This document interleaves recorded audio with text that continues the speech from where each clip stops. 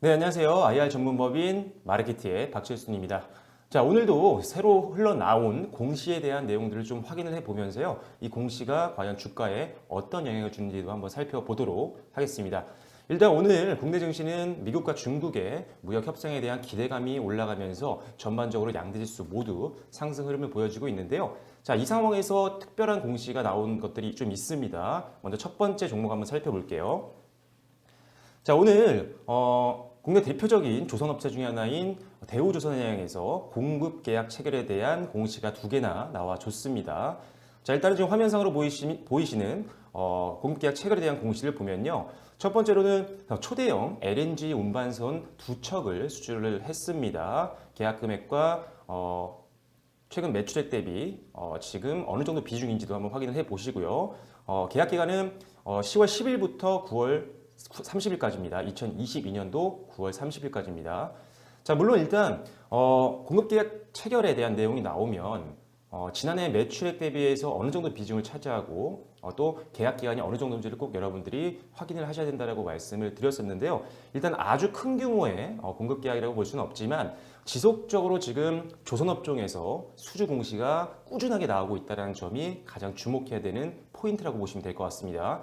자, 누누이 여러 번 방송에서 여러분께 말씀을 드렸습니다. 조선업종 이제 오랜 기간 동안의 불황을 딛고 이제 턴어라운드가 시작이 됐습니다. 실제로 지금 국내 조선 빅3가 전 세계 조선업 1위 자리를 다시 한번 탈환하는 모습을 보였고요. 실제로 실적과 직접적인 연동이 되는 수주가 계속적으로 터져 나오고 있는 상황이기 때문에 하반기뿐만 아니라 내년에도 조선주에 대한 관심은 여전히 필요하다는 점 참고를 해주시면 될 것 같아요. 자, 그래서 대우조선해양 일단은 초대형 LNG 운반선 두 척 공급 계약에 대한 내용이 나와줬고요. 두 번째로 잠수함 한 척에 대한 내용들도 나와줬습니다. 아무래도 잠수함 같은 경우는 일반 LNG 선박에 비해서 사실 굉장히 고가죠. 그렇기 때문에 일단 매출액 대비 한 11% 정도 되는 계약입니다. 하지만 계약 기간이 너무나도 좀 길기 때문에 사실 계약 기간으로 나눠본다라고 한다면 단기적인 기간, 뭐 한 달이라든지 분기별로 봤을 땐 매출 전반적인 실적에는 큰 영향을 주는 부분은 아니지만 역시나 수주 공시가 오늘 두 건이 나왔다는 점은 상당히 호재라고 보시면 좋을 것 같습니다. 자, 그렇다면 지금 대우조선해양 현재는 지금 0.67% 정도 하락을 해주고 있는데요. 일단 뭐 크게 신경 쓸 정도의 내용은 아닌 것 같습니다. 자, 일단은 현재 지금 기관들과 특히 외국인들의 관심이 계속적으로 몰리고 있는 종목이고요. 오늘 기관들의 좀 차익 매물이 좀 나와주긴 했지만 아직 뭐 걱정할 만한 수준은 아니라고 보여집니다. 자, 그리고 실적을 꼭 보셔야 되는데요. 공시가 나오면. 실적을 보셔서 실적이 좀 안정적이다라고 한다면 호재성 공시가 나왔을 때 주가에 중장기적으로 좀 좋은 영향을 줄 수 있는 확률이 높지만 실적이 받침이 되지 않는 상태에서 호재성 공시가 나오면요. 단기적인 주가 상승으로 끝나는 경우가 많습니다. 그래서 중장기 접근은 좀 어렵다라는 점이죠. 그래서 반드시 이런 공시가 나와줬을 때는요. 재무제표를 꼭 확인을 하셔야 됩니다. 자, 지금 보시면 아시겠지만 사실 작년 전체 실적 대비해서 올해 실적 가이던스를 보면요. 작년보다는 조금 하향 조정이 될 것 같습니다. 그리고 지난 분기 대비해서 지금 3분기 실적이 많이 좀 떨어질 것으로 보고 있는 상태이기 때문에 이런 부분이 약간은 조금 걱정이 되는 부분이라고 말씀을 드릴 수가 있을 것 같아요. 하지만 계속적으로 수주 공시가 나와주고 있는 상태이기 때문에 앞으로 우리가 중장기적인 관점에서는 대우조선해양을 꼭 지켜보셔야 될 것 같습니다. 아무래도 3분기 조금 실적이 부진하게 나왔지만 4분기부터 조금 더 의미 있는 실적 턴어라운드가 나올 수가 있기 때문에 조선업종은 계속적으로 여러분들이 체크를 좀 하실 필요가 있겠다는 점 참고를 해 주시면 될 것 같습니다. 자, 지금 대우조선해양뿐만 아니라요. 국내 조선 3사 지금 아주 좋은 흐름 보여주고 있습니다. 대우조선해양, 한국조선해양 그리고 삼성중공업까지 오늘 역시나 빨간불을 켜면서 좋은 흐름이 이어지고 있고요. 앞으로도 계속적으로 단기적으로도 많이 올라왔지만 아직도 올라갈 길이 넓습니다.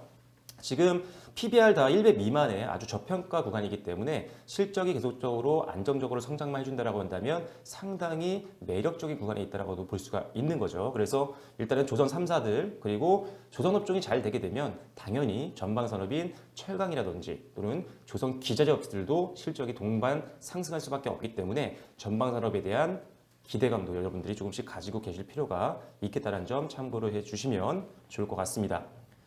자, 다음 공시 한번 살펴볼게요. 또 다음 오늘 공시를 보면요. 유상증자와 뭐 신주 인수거부 사채 BW죠에 대한 내용들이 좀 나왔던 것 같아요. 먼저 이원 컴포텍이 83억 규모의 유증을 결정했다는 내용이 좀 나와줬습니다. 공시를 한번 살펴볼게요. 지금 일단은 방금 말씀드렸던 것처럼 83억 원 규모의 유상증자를 지금 결정을 해줬고요. 거기다가 추가적으로 전환사채도 발행하겠다는 공시가 나와줬습니다.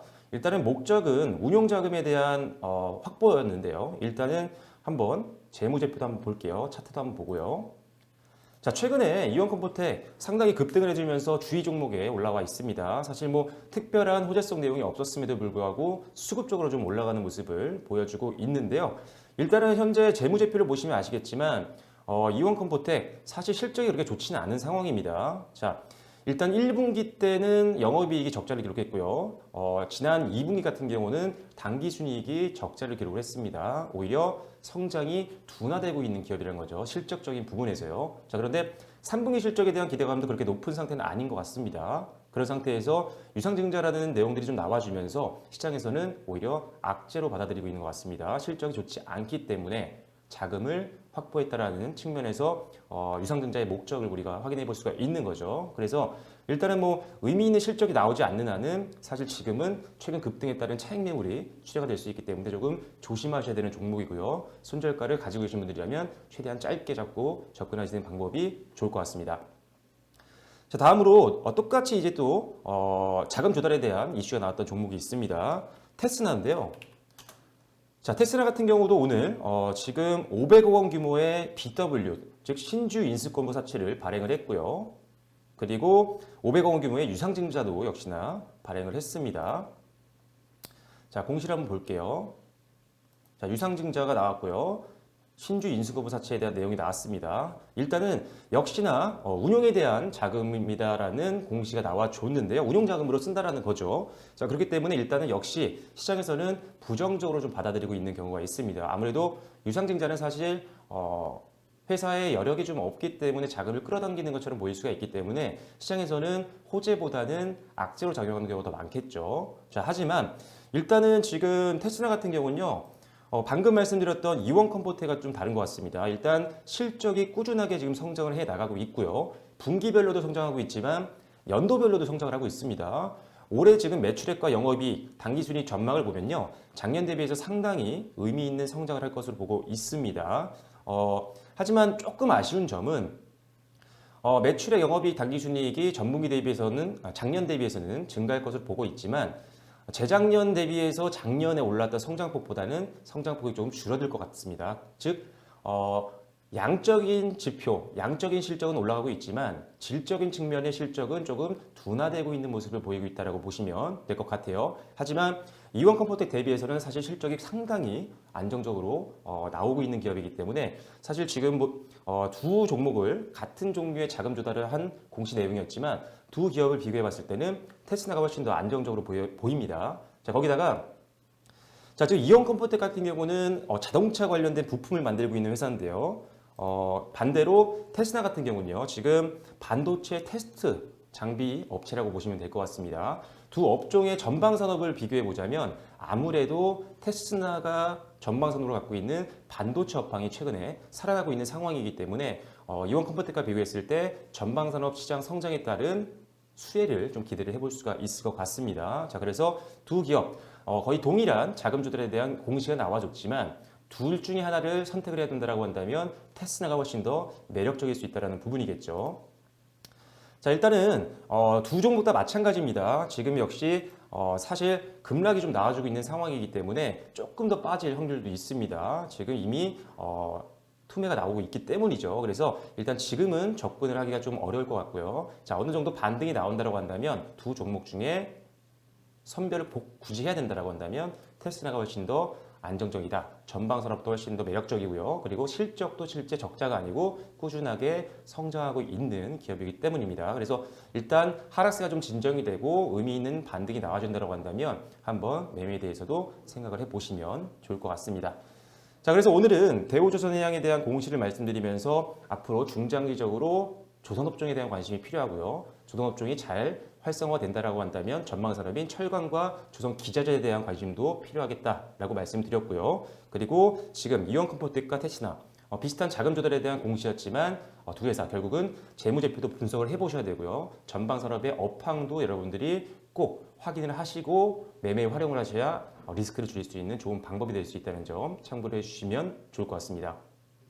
자, 호재성 공시가 나온다고 해서 주가가 계속적으로 올라갈 수는 없습니다. 즉 재무의 안정성을 확인하셔야 되고요. 업황을 꼭 확인하시는 그런 섬세한 투자 전략이 중요하다는 점 다시 한번 말씀드리면서요. 오늘 공시 방송은 여기서 마무리 짓도록 하겠습니다. 제가 매일 아침에 서울경제TV를 통해서 8시, 9시 반쯤에 시황 방송을 진행을 하고 있고요. 그리고 월요일과 금요일에는 또 이제 서울경제TV 오후 3시 반에 또 IR 방송을 진행을 하고 있습니다. 경제방송도 많이 시청해 주시고요. 지금 저희 돈이 되는 기업탐방 유튜브 채널도 좋아요와 구독 많이 눌러주시면 좋을 것 같습니다. 자, 오늘 시장 반등 나와서 여러분들 최근에 있었던 뭐 손실 종목이라든지 이런 것들 좀 만회를 하실 수 있는 하루가 됐으면 좋겠고요. 저는 또 잠시 후에 시황 방송과 그리고 기업 IR 노트 방송으로 인사드리도록 하겠습니다. 네, 지금까지 저는 IR 전문 법인이죠. 마르키트의 박철순이었습니다. 감사합니다.